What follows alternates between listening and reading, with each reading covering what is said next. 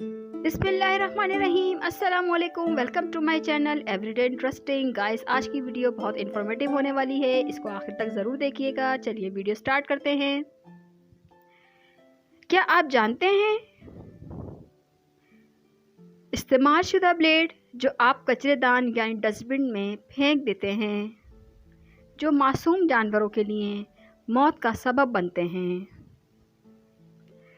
जानवर और परिंदे जब कचरेदान का रुख करते हैं तो ये शेविंग ब्लेड्स भी खुराक के साथ निकलते हैं, जो इनकी खुराक की नाली में फंस जाते हैं और देखते ही देखते बेबसी के आलम में इनकी मौत हो जाती है।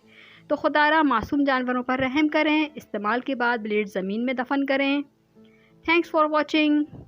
अच्छी वीडियो भी शेयर करना सदके जारिया है। अगर आपको ये वीडियो अच्छी लगे तो प्लीज़ को आगे शेयर कीजिए।